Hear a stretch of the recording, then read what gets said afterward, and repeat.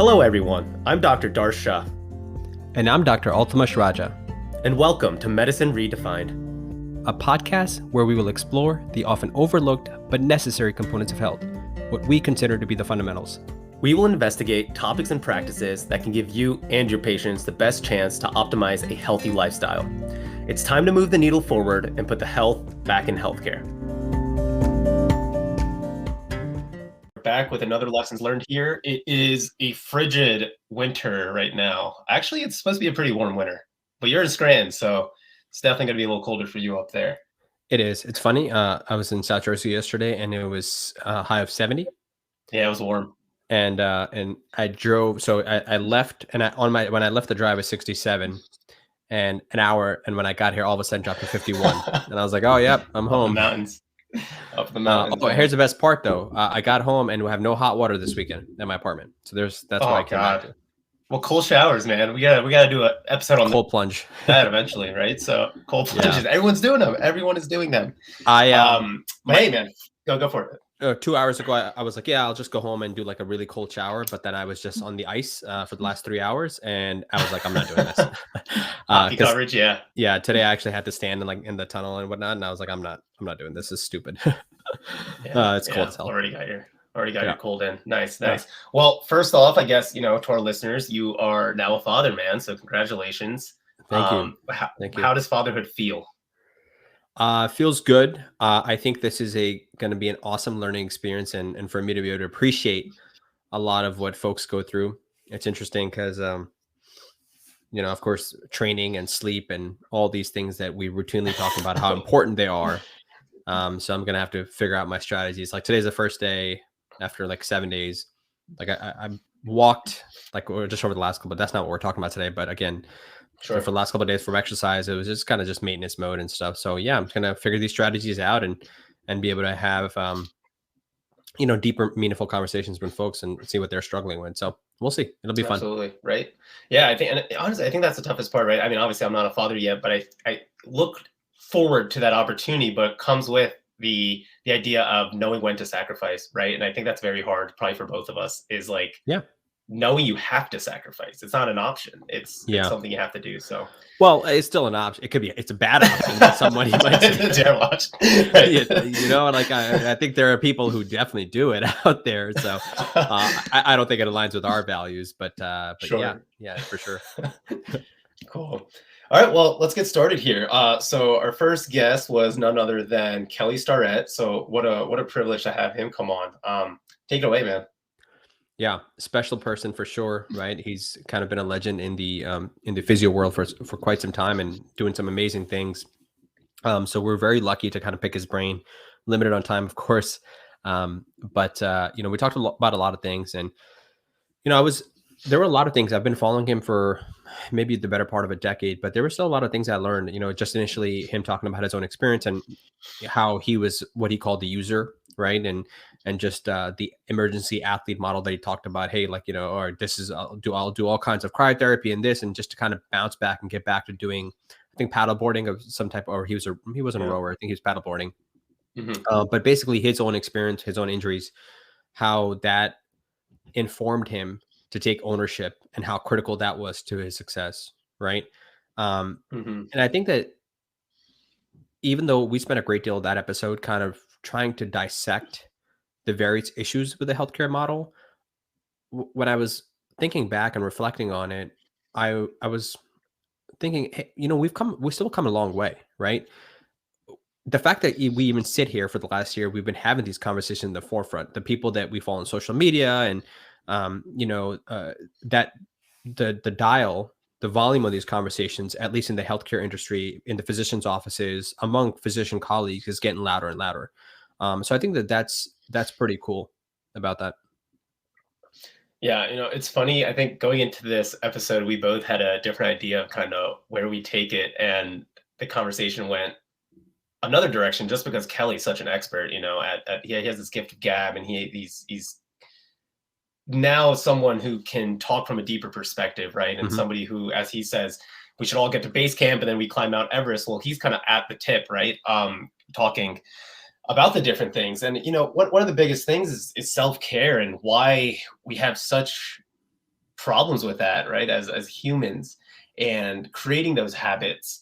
And I think the biggest thing I took away is his own journey, his personal experience, and what it actually means to prioritize yourself, right? And I'm currently reading 12 Rules for Life by Jordan Peterson. And again, that second rule of his is take care of yourself like you're somebody like you're somebody else that you are responsible for taking care of, right? A dog, a plant, whatever. We treat these people better than we treat ourselves. And we have to try to understand why that is. And I think Kelly really honed in on that episode as to how we can start to change, especially in the world of movement, right? Yeah, I love that he said, we need to do a better job at empowering people to understand their own role, right? And that's what he's all about. I think that's one of the main reasons why they've been so successful. I think for a long time, right, us in the healthcare industry, us physicians, we did mention it's a paternalistic point of view. I think less so today, but I still think that a little bit of that's Mm-hmm. there. But one of the things I think they had been exceptional at is just telling people, hey, like you take ownership of your own. Right? I think one of our later guests, Dr. Paulvin, talked about today. It's really not about the doctor controlling your healthcare. It's really the consumer, right? That's kind of the model it Yeah. is. And some of the things that we talked about, how do we help people empower, or how do we help empower people? Is it comes down to coaching, right? And letting people understand that, hey, we cannot get you from point A to point B, right? Whatever point B is, if that's the destination that you want to get to, you can define that. And maybe we can't even show you the path. Maybe it's just about educating, informing with suggestions and strategies to allow people to find the path themselves, really. And that's probably the most likely recipe that's going to be for success, I think. The other thing he mentioned is, we also need to start thinking about this problem in a different way. Like we've talked about this at length several times, is the obesity epidemic is consistently, despite education, right? It's Mm-hmm. getting worse. ACL injuries, he's like, how are we doing on the ACL front? Not getting better, right? It's people are getting injured at a younger age, all this kind of stuff. And it's a host of variables that contribute to that. But he mentioned that we need to start thinking about a different way. And, for instance, I think I don't know if he actually gave this example, but their initiative that they took a stand-up kids, right? Getting people to encourage mobility just throughout the day, stand-up desks, that kind of stuff that they're doing out in Northern California. I think that's really cool. And a lot of these issues, a lot of the struggles that we have with these ailments, the chronic ailments, musculoskeletal, whether it's metabolic, whatever it are, they are because of environmental issues, right? I'll give a personal anecdote, right? So since we were celebrating last weekend because my family grew, of course, lots of people, my loved ones, are bringing cakes to celebrate birthdays. My parents brought this massive Costco cheesecake, absolutely delicious. So I love sweet tooth. And I think those who know me, or know me well, they're like, oh man, you're incredibly disciplined. And it's no, I'm just like, I try to strategize and not bring these things inside the house, because just like any other mortal, I also, when I open the refrigerator, if I see a cheesecake there, I want to have some. And I did not win that battle, Darsh, is what I'll tell you. You know what I mean? No. I lost it several times, in fact, especially because, again, sleep deprived, right? I mean, you're much more susceptible. I think Dr. B's actually sent a study in his newsletter. I don't know if you got a chance to look at that, talking about something with, sleep deprivation and metabolically how glucose is supposed to, all that. Anyways, I'm getting off in tangent, but I think that that's really important to understand. And I think about when people go to the hospitals, right? We work in the hospital, or you're in there and you go to the vending machine. It's just like environmentally, a hospital, people are going to get healthy. And this is kind of the environment that we're surrounding with. Like, how do you expect, right? Like when I was up in the middle of the night, when I was in the hospital and I was hungry, I'm gonna go get a snack, and the cafeteria was closed. Right. The cafeteria was closed. So the only option is a vending machine. You go to the vending machine. It's like, are you kidding me? Like, what am I going to do? You know what I mean? It's just, that's disaster right there. Absolutely. Yeah, man. I asked him near the end of our conversation about like, hey, what do you think about the future, right? Especially with tech, right? Amazon, Facebook, all these people are going to start ruling our lives essentially in some way or another. And I think, again, we're going to see a schism. There's a lot of companies out there that are really trying to get into the consumer market about patients and try to make them healthy with wearables and tech, and even big pharma, right? We listen to Peter Attia and looking at the GLP-1s, right? And that kind of scares me a little bit too, right? It gives almost people a reason to be obese when you have a quick fix like that. But you look at Facebook, I was reading up on like the metaverse and Web 3.0, and it's insane what's going to happen. And I tend to think people are going to be sitting on their butts even more and being in this virtual reality space. enjoying another country through goggles, right? I mean, Right. where's our primal instinct going to be anymore, where we Yeah. take that 10-minute walk, 20-minute walk? And again, I see it going both ways. I think fitness companies are going to have a great, you can now do virtual classes, fitness classes through the metaverse, but there's also going to be this aspect of gaming and a whole different branch where people are just we're going to see that obesity number rise most likely, I think, too. So I don't know. It's going to be very interesting to see, but it definitely gets me thinking about that. Yeah, and I think that just reinforces the importance of why we need to think about the problem a different way, right? I mean, and Hmm. it's a multi-pronged approach. I think so. Something you hit on there is really important to highlight is that, and Kelly mentioned this, is we've gotten extremely well at talking with the people who already have a bias towards this stuff, like the people who are the worried Hmm. well, right? They're Yeah. already taken and they're coming to you and they're already open-minded. And then you give them it like, hey, listen, oh, you're interested in exercises? Like, for instance, E.C. Sinkowski recently had an episode about, you know, offering nutrition in the CrossFit space. I don't know if you had a chance to Yeah. listen to it. Yeah. I did. Yeah. In that, one of the things they were talking about, I think at least Patrick mentioned that, these people are already coming to the gym, and so they're already primed to be receptive to stuff about fitness. And therefore, it's going to Hmm. be easy to talk about nutrition. But then there's the other side of it, people who are not thinking about this, who are climbing on a hike through VR. And you and I were talking about mission trips offline. And Yeah. it wouldn't be a far fetched to think that some people is doing a mission trip through VR. You know Oh what I yeah, mean? Like 100%. Yeah, what are you even doing? 100%. Right. Um, Right. so it's scary, but I think that, I mean, it could be potentially scary, and it probably will be scary. But I think that's exactly why it's so important. Why the people who, it starts with the healthcare providers who are producing that information, who are supposed to be guarding health, right, and being averse, no, not, or and protecting people from sickness and illness, that they need to kind of look at it a different way. Yeah, absolutely, man. I couldn't agree more. Anything else you took away from this episode, or you want to go on to the next? I just, I think, last actionable tip that I think that we talked about, something he mentioned about expanding people's movement language, right? Yeah.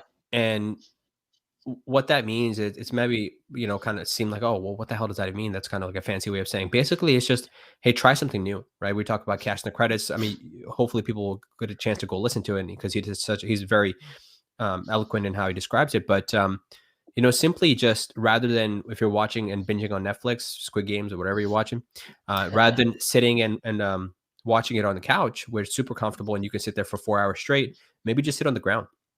And you'd be Right. surprised how many times while you're sitting on the ground, you're going to change position. You might go from like Yeah. cross-legged to frog-legged to roll over in your stomach. You know what I mean? And there's somebody, Hmm. Dean Somerset, who's talked about this a long time ago. So it's just something new. Try a new position, right? Go to end range, normative ranges, and challenge that. Oh, which maybe this might be a good time for you to talk about. You've been doing the virtual mobility coach for a couple of months Oh now, yeah, right? yeah, yeah. I was So actually, yeah, what's your just feedback gonna been like? touch on that. Yeah, I absolutely love it.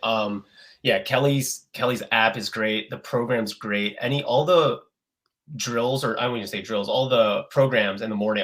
So I wake up at 5:30 in the morning. First thing I do is go to the gym and I do the whatever he has worked out. So it's anywhere from 10 to 30 minutes. And I mean, a lot of it focuses on the legs and opening up the hips, but they'll go into the rotator cuff and things. And you're just really using a foam roller and a lacrosse ball. I mean, these are not like crazy movements that we're doing. They're very basic. But the thing that I realized, right, is when you go on YouTube and you look up full body stretch, right? You'll see videos for like 10 minutes. And Kelly's whole idea is you cannot exact change in 10 minutes, not whole body at least. Maybe like the lower 1/3 of your rectus femoris, right? That's kind of his thing that he says. He's like, you give that 5 minutes, sure, over, every day, you'll see a difference. So just doing a little bit every day, these 10 to 30-minute sessions, I mean, it's been incredible for me. My range of motion has definitely improved. I can see a noticeable difference too when from one side to the other, right? So I'll foam roll my lats, do kind of what he says, and you're like, oh my gosh, like my right shoulder is actually 4 inches lower than my left, and then move on to the left. But to highlight your point about expanding your movement language, I mean, one of the things that I've been trying to do now is walk more barefoot, even in just Mm. like, even in the gym when I'm squatting and deadlifting, like usually I'll have socks, but I'm like, you know what? This might even restrict my toes a little bit in terms of flattening out more. So I should go barefoot during those. And just, Kelly calls shoes a sensory deprivation, essentially. So, which, it really is. And I definitely have ankle issues in terms of dorsiflexion. So that's something I'm definitely starting to work on a little bit more. And I've definitely seen some improvement. So couldn't recommend it enough to people who definitely want to put mobility into their lives. So I love that. Do you typically just train right after, or is this just kind of a separate session? yeah, so mornings for me are just mobility work and then sauna, and then later Yeah, in the day I'll do a full workout. Yeah. that's amazing. Um, to that point about the barefoot, just getting to spend some more time barefoot. And you know what's interesting? I don't know if you at home, because a lot of people even at home wear shoes and stuff like that, so they're just I kind of know. locked up all Yeah. the time. Let me ask you Yeah. something, right? This is going to be, I might put you on the spot here. Is can you dissociate your toes? Like what I mean is, can you just isolate your big toe and flex and extend, and then the other toes? You know what I mean? Yeah, I'm trying it now. I can a little bit. It's getting better Yeah, now, I'll tell you that. yeah. But so it's weird so we both ran track. I don't know about you, but my shoes were tight. Like I Oh love yeah, tight shoes. spikes. Yeah, Because yeah, especially with track, right? You need that tight shoes and you're always on your toes running and you hmm kind of mess hmm up your feet. yeah, Even yeah, tennis for me. I mean, I need tight shoes. yeah. And I mean, I haven't gone this far in Cucurullo yet, but apparently you're supposed to wear like one size higher, like, the shoebox. That's what you should be wearing, when I was talking to my program director about this actually. And For I feel running. like that'd be so uncomfortable for everyday walking. Kind of, you should Mhm. have at least, like I'm a size 10. Right now I'm a size 10. I should get to a 10 and a half, 11, and actually have enough room like in my toe box. Is what What's the she's saying. what's the logic behind that? It's just to give your feet enough space actually to like Hmm, work. interesting. Because for me it's all curled up. Like my fourth like digit on my toe is like hammer toe already. It's just it's pretty bad.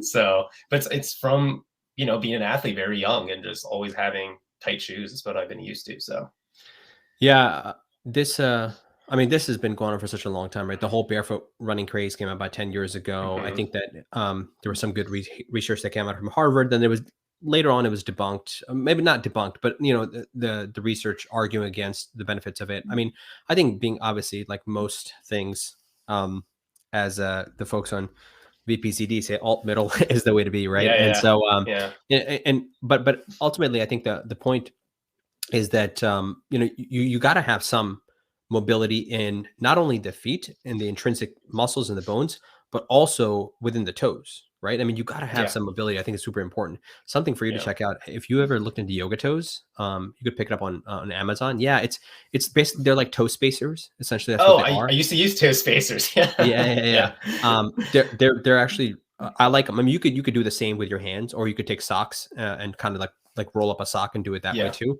I just picked these bad boys up. I don't have them with me.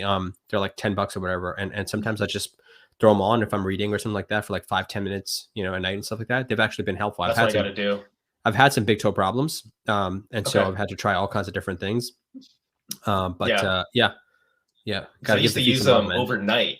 Yeah, I used to Ooh, use them overnight, dude. You wake up painful. I'd be like, oh, okay, oh, this is like way too painful. that seems like a lot. Yeah, Like wake up in the middle of the night, I'd be like, all right, I gotta take these off. yeah, But it dude, seems I like a gotta lot. send you. There's a company called Vivo Barefoot, and they actually just specialize in Yeah, barefoot shoes now. And yeah, I've seen yeah, a yeah, lot yeah. of people. So they actually on their website have a whole like extensive science page as to Yeah, why you need barefoot, and they talk about running and proper running yeah. form and how it actually translates. So it's pretty fascinating. So, yeah, I mean, so I can't go into completely zero heel type stuff, right? Like I have for a long time I had the Vibram and stuff like that, but now I've got a big Hmm. toe injury where Okay. basically it's like a sesamoiditis. So this is kind of the issue, right? So people are like, oh, the folks who are like barefoot training is great, blah blah, that kind of stuff. It can be good, but if you have an injury and stuff like that, or if you had some issues like Hmm. that, it can be bad. It's because the problem is it's extremely stressful too, right? So like for instance, the sesamoid bones underneath the foot, they're like going to be right underneath your big toe. There's two little bones, and they can be inflamed, right? Right. Depending on the type. So for me, I've also got a little bit of arthritis in that big toe as well. So if Okay. I'm going big toe, it's that puts a lot of flexion, right, or extension of the big toe. That's quite painful. Um, Mm. I like it's funny that you say this. For so like for Black Friday, I'm like always looking for kinds of the shoes are like really we could talk about this offline a lot. But I ordered like Yeah. 14 pairs of shoes and I just returned like I still have like 2 pairs of shoes because I got to find the right ones, man. It's an issue, Right. but I feel you. I I feel you. digress. Anyways, let's get back Yeah. Yeah. to the topic at hand. We will find a shoe expert and bring him on to the Oh yeah, podcast. Like we oh yeah, definitely yeah. can make that happen. So we'll have to Feet do need that. some love. We got to do Yeah. it. So, all right. Let's Um, go on to episode 38 then. Dr. Janeeka Benoit, Dr. J. Dr. J, man. Loved having her on. So much energy. Mhm. So awesome. I truly was fired up. It was like 9:30. I was supposed, it was late, but talking to her, it kind of got me inspired, you know, and I think some of it Yeah, was, of course, confirmation bias, right? You know, we shared a sure. lot of common interests in, but the main one, I think it was an important discussion that we had, and we got to pick our brain is, you know, we spent a great deal of time talking about how can we help individuals on the journey of self-discovery and finding their why. You know, she talked about her acronym, which I think is really cool if people get a chance to listen to it. But if not, we can kind of go through it. I do remember most of it. But you know, I left kind of pretty fired up after that. Yeah, for sure. Definitely high energy, like you said. Yeah, I mean, we can definitely go through the acronym, right? Because I think habits are important. And it's funny, I go IG live a lot. And one of the questions I get is, how do you deal with, like, how do you get motivated, right? This one of my Mm, former students was doing the MCAT like for the third time. And he's like, hey, man, I'm trying to get motivated. How do I do this? I said, motivation's BS. Like, you know, like, it's kind of like that David Goggins rule, right? So when you're trying to run a marathon, motivation's a sprint. That's all it is. It's a quick burst of energy. exactly. You're never Yep. going to Yep. finish the marathon, right? You're never going to finish the marathon at 30 miles per hour running. And what happens is you get disappointed, right? Because you're going to fail. And then you say, man, how am I ever going to reach that again, right? You kind of get in this negative feedback loop. Whereas habits, small habits every day, and I told them just focus on a habit, focus on completing one passage a day or whatever it might be. Over time, you'll see those results come along, right? And that's what's going to motivate you in the end, right? If we're talking about overall motivation, it's going to see Yep. those results. And those results only come from small, tiny habits that make change, right? So to break down the acronym, right? Habit is the acronym. H for healthy mindset, which I think is self-explanatory, right? We got to have a growth mindset. I think we talked about a lot of books, but Carol Dweck's mindset is essentially what that book is about. A, affirming belief, right? So this is self-belief, knowing that you can reach that end goal. Also the B, believing in greater, right? So assuming yourself as a greater role in this world, a greater purpose, a greater passion, and actualizing that, right? Every morning. The I was it for incorporating change. So I guess Hmm. now we're getting more to those actionable steps. How are we going to do it? Are we going to run outside? Are we actually going to go to the gym? Are we going to get an accountability partner? What's the change that we want to monitor over time? Right. And then T was transforming lives. Right. And I think she was talking personally for her also to transform lives. But I think for anyone going on a journey of personal development, you will be surprised by how many lives you can touch, even of people that you don't know. Right. I was talking about in the episode, I go to the gym, man, and I see people who are really struggling with their weight, right? Mm, Pretty obese, even morbidly obese, but they're in there, you know. They're probably on their mind thinking, "Hey, I might be getting judged or whatever," but hmm. they're in there lifting the weights, and for me, that's super inspiring to see, right? Because that makes me want to go to something else and be like, "Hey, you know, I'm uncomfortable with this too, maybe, or I need to make sure that I can see that change in myself and." It'll quote unquote motivate me to Yeah. do better. Yeah, that's well said, man. I think that the point you made about motivation is such an important one for people to understand, and then they don't get it. This comes back to kind of like the cheesecake thing that I was talking about, right? Again, folks will Yeah, say, "Well, oh, you know, aren't you a disciplined person?" Like, well, no, like, yes, to a certain level, but if you're going to rely on motivation to be successful towards your goals, like that's just a failure right there. Like that, yeah, that's a disaster. And like again, it goes back to kind of both all the habit folks talking about, you know, if you're trying to get rid of a bad habit, you got to create friction so you don't do that. So, for instance, let's just stay on the sweets thing because a lot of people struggle with this, right? sure. So if you don't want to eat cheesecake, don't bring cheesecake in the house.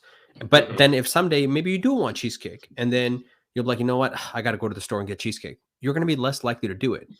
Yeah, Maybe one day you will, and that's cool. Like that's fine too. That can be part of a healthy diet. But sure. overall, like if you don't want to have it every single day, you don't bring it in the house. Instead, you bring apples. And if you have a sweet craving post meal or whatever, and you want some dessert, you're like, oh, you know, I'm going to grab an apple, and that might suffice until, you know, especially if you're trying to, you know, adapt your palate right off the bat, like that's Hmm. going to be super critical not to have that kind of stuff. So putting those habits or getting rid of bad habits is going to be clutch if you're, and that's how people are going to meet their goals. So, I mean, that you can use that example pretty much in anything. So I think that's really, really important. Yeah, Um, yeah, I, absolutely.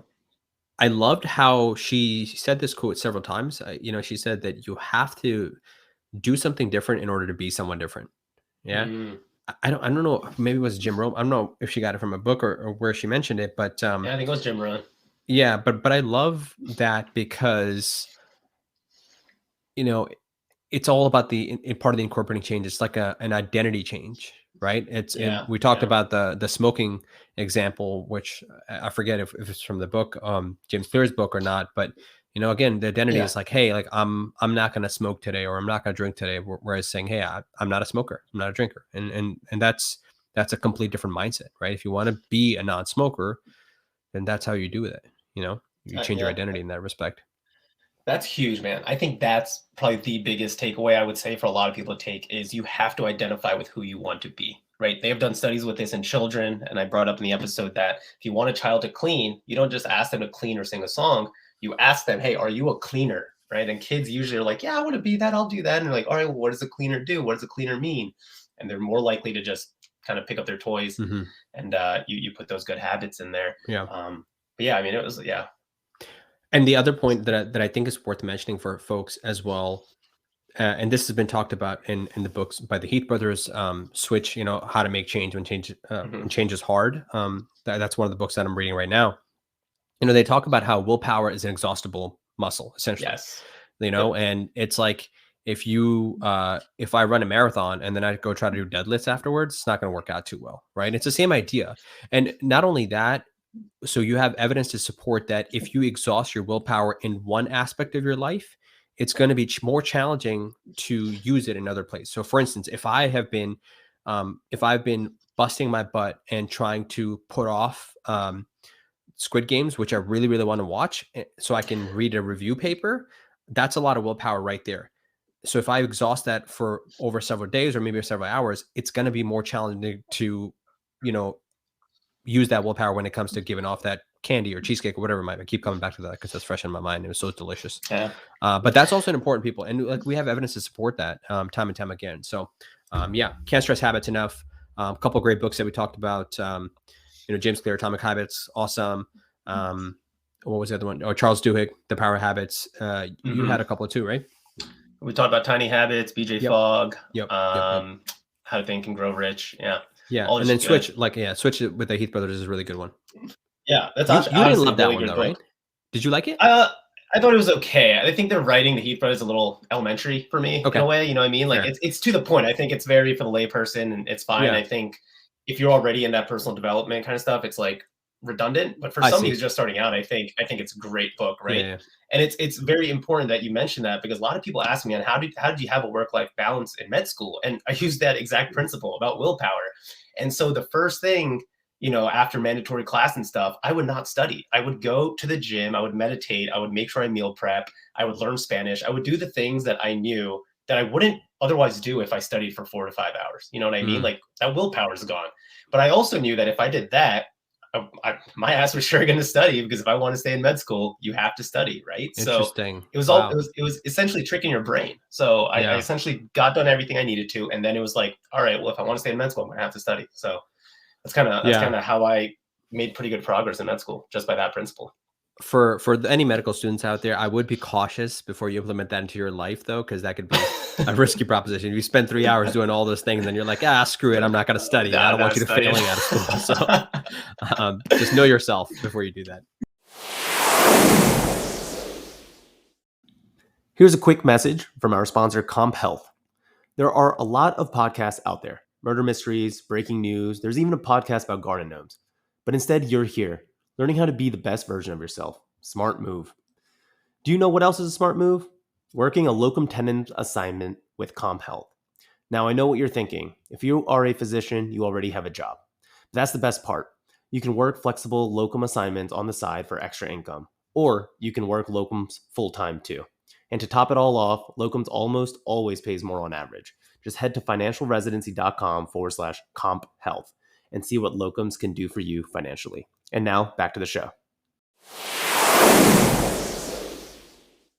All right, well, let's go on to the third episode here with Dr. Neil Paulvin, talking about, this guy is a jack of all trades, but in this episode, we talked about mitochondrial health, longevity, anti-aging, and in specific, NAD, peptides, and spermidine.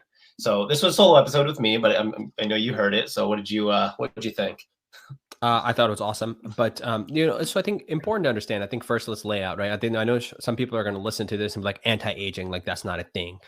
Like, all right, Mm. listen, I think what we're talking about is, as how can we maybe delay the or healthy aging? How about that? Maybe that's a Yeah. better way to say it, right? And I think that's generally the idea. So if we can just kind of not focus too much on the semantics, I think is important. Right. One thing I think it's important, I know we talked about a lot of different things that actually I hadn't even heard about. Like I think, spermidine, you're the first person who mentioned that to me. That hasn't been on my radar. Some of the things that I had heard about, I've looked into it. I've learned a little bit about, but I do want to put this disclaimer out front. He said this, I think, in the beginning, towards the end, maybe even in the middle, that these are basically supplemental methods, and right, they're adjuncts to helping improve mitochondrial health. We still want to reiterate that nutrition, exercise, maybe zone 2 in particular, or moderate intensity, continuous activity is core component of augmenting mitochondrial efficiency, and the literature is probably better supporting those than it does for these. This is probably that last, not even 20% of the last 10%. And I think that he Mm-hmm. did mention that. Yeah. But that being said, there were a lot of great things. I think that at least my understanding of it, you correct me, you know a little bit more about some of these things, is Sure. I would say probably the most robust data that we have that's been around longest is probably looking at NAD, photobiomodulation that you talked about, then maybe spermidine and peptides are probably the last one. Is that fair? Yeah, I'd say that's fair enough. In terms of data, I think in popularity, I would put peptides maybe ahead of spermidine. Okay. Like in terms of Yeah. mainstream? In terms of mainstream and people Mm, using it. I see. I see. Yeah. But yeah, I think it's important, like you said, for the viewers to understand that the foundations are important. I think one of the reasons why I wanted to talk about this with Dr. Paulvin is that he's kind of at the forefront of these things, and as more and more research comes on, I think these things will become even more mainstream and put into practices, more so for health span and lifespan longevity, essentially. But it was interesting, right? And I asked him, with quote unquote anti-aging, why, what is it that we target? And he said mitochondrial first, second, and third. I mean, the Yeah, mitochondria yeah. is what we are going after, with this. And it's interesting, right? The mitochondria has its own DNA, and there's theories as to, it was probably its own living cell and kind of got incorporated into the human body.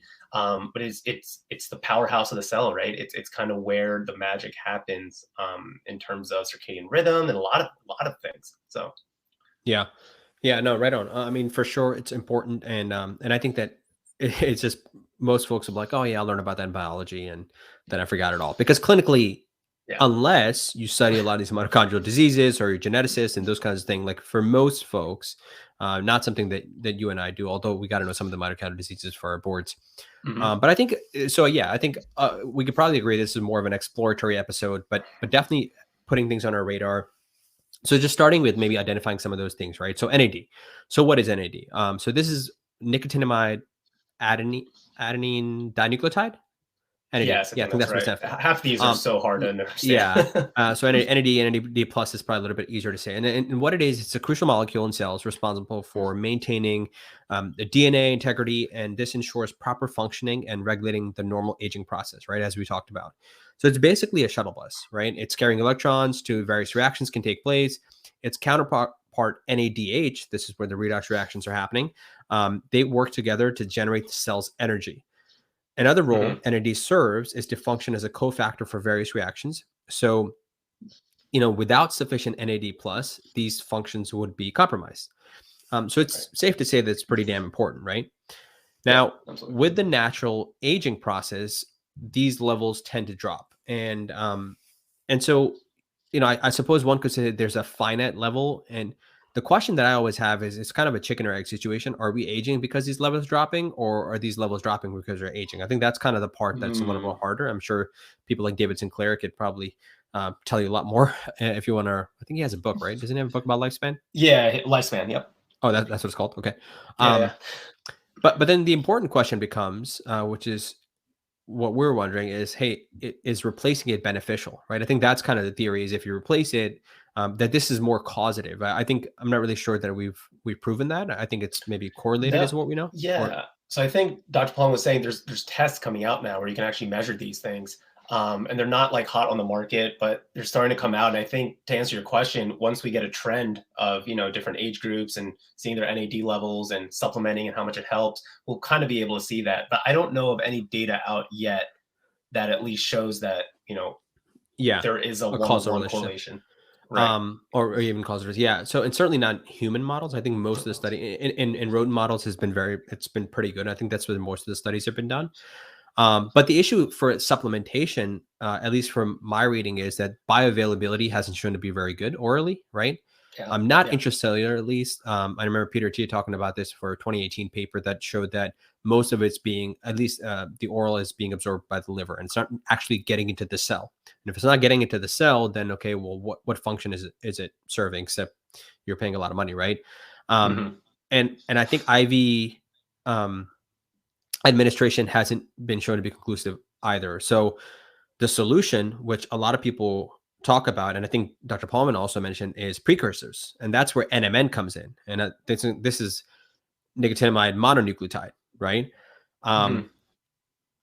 Basically, NMN has shown that it can boost NAD levels in rodents, and some evidence supporting that mice have a transporter in their gut for this.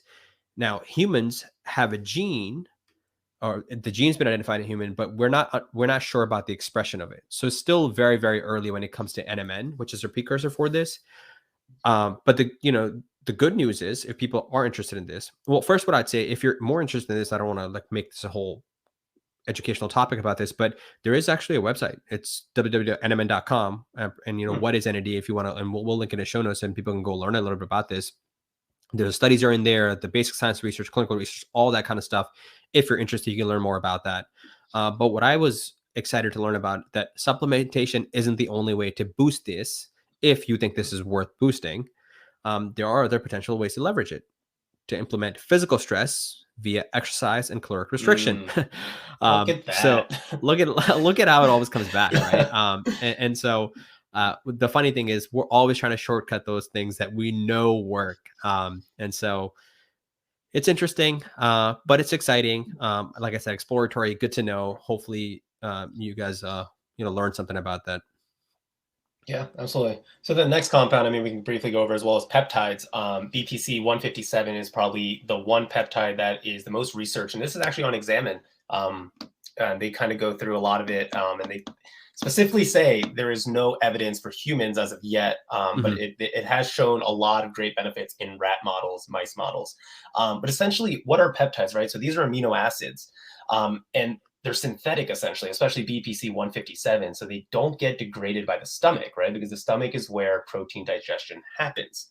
And so essentially these peptides have specific receptors, right? So you can think of this almost as epigenetics, where it goes to a target receptor and it'll either turn on or off certain genes.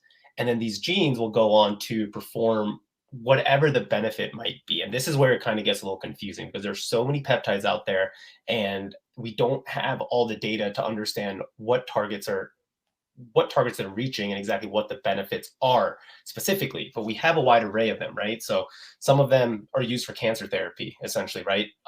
Some of them increase VEGF and increase blood flow. Some of them are known to help with IBD and IBS, probably just by reducing gut inflammation. But I mean, you can go on and on kind of about what specific things people have seen. Even neurotransmitters, actually, they're showing with some effect on serotonin and dopamine. I can't remember if they're increasing or decreasing, but at least there's some neuromodulation effect. So how do we give these, right? So before it was kind of just oral or IV, but now Dr. Paulvin is talking about giving it intra-articularly, right? So somebody with arthritis, you're going to inject this in there. He's seen some people with a lot of benefit. He gives a story about, I believe, a young patient who came in after a crash and had some knee pain and then got, some peptides, and 3 to 4 months later, really felt a lot better. So again, it's very new and it's expensive. So this is not a first line kind of treatment. This is very kind of experimental. But we'll see what the research shows, down the line. I think it's a very promising thing. If you go down PubMed, it shows a lot of cool data on there with mice models. Yeah. And that's the point to highlight. But, this is the one that I had heard about. At least I know you mentioned there are other applications in terms of systems, but for musculoskeletal system, The main mechanism that was focused on, right? Like you said, but arthritis was angiogenesis, right? And that's what largely people talk about. And so for me, it kind of falls in the orthobiologic category, right? Now, these are synthetic, so important to understand it's not autologous. So from the legality perspective, I'm not really sure. The FDA's cracked down pretty hard, effective 2021, on orthobiologics and what you can and cannot offer. So I wonder what some of those conversations are like. We didn't get to ask him that. But that's pretty interesting to kind of keep in the back of our mind as well. Yeah, absolutely. And growth factor, right? That was the one thing when you said musculoskeletal. I think they're showing a lot of things with that, with muscle hypertrophy and just muscle development. So cool. Third compound then, we ready? Spermidine? Yeah, spermidine's interesting, right? So this is they actually found a really cool review article, which we'll link into. This was published in 2018 in Science, discussing the benefits. I think it's kind of just called spermidine, like role in health and disease or something like that. But basically, it's actually it's pretty neat. But the premise is that spermidine, there isn't anything, or I shouldn't say anything. There isn't much novel behind it. The theory is that it seems to act as a caloric restriction mimetic, right? I don't know if you know, but caloric restriction is hard, Darsh, which is why there's an epidemic. And I think that when we keep coming back to the fasting thing, a lot of folks will argue the benefits of fasting have been for extended caloric restriction. Actually, David Sinclair's work is largely hinged upon that too, right? Caloric restriction for extended period of time, however you achieve it, seems to be beneficial when it comes to extending lifespan. That I think that most people will agree on that. But spermidine, I mean, what is it? It's a polyamine, right? It's a compound with 2 amino groups coming back to amino acids. The one thing that was interesting, they didn't specify the sources, but it is available in our diets according to this paper. Do you have any idea what kind of foods? Wheat germ. So a lot of tofu, natto. A lot of those type of soy products will contain it. Yeah. Awesome. And of course, sperm. That's where the name came from. But I mean, I don't know why they chose to name it spermidine, but oh boy, boy. Those are kind of sources.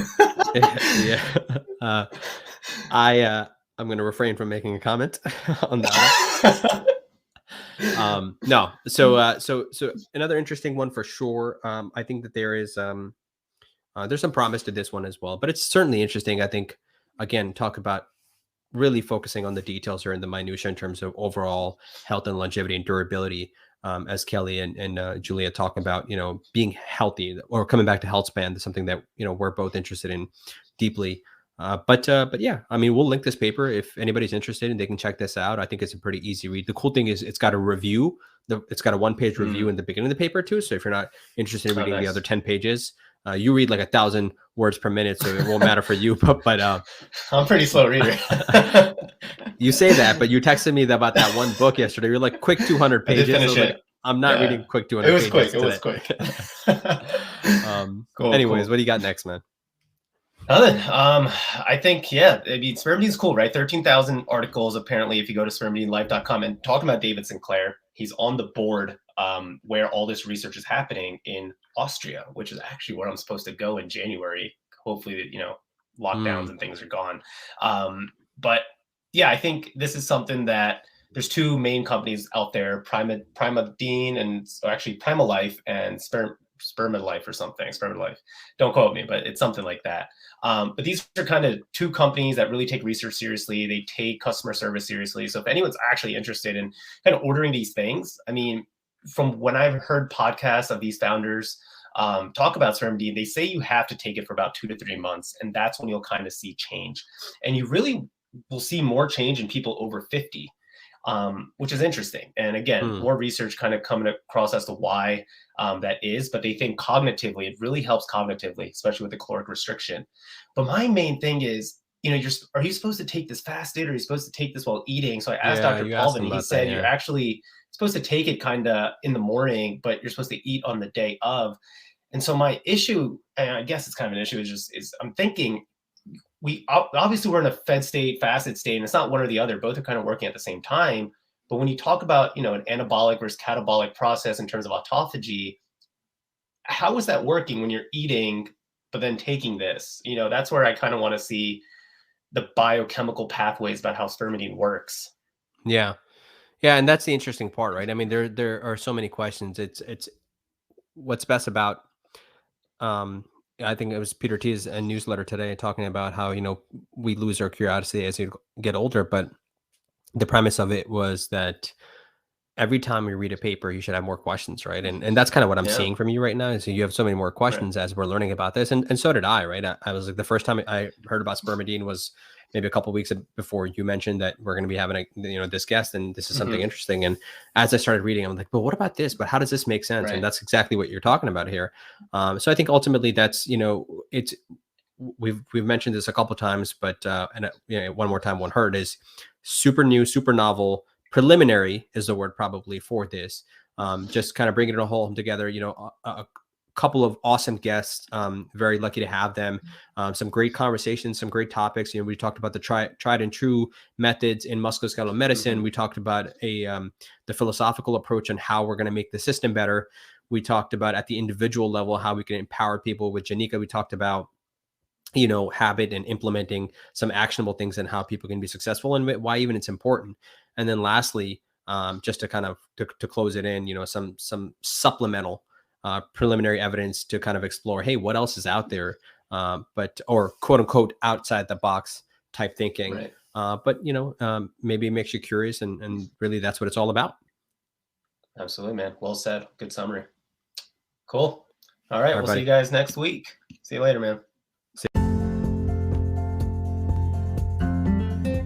Thanks so much for tuning in to another episode of Lessons Learned. Now, if you found any of the topics we discussed today interesting, be sure to check out the full-length episodes. That's episode 37 all the way up to episode 39. And be sure to subscribe to keep up with the latest guests that we bring on to this podcast.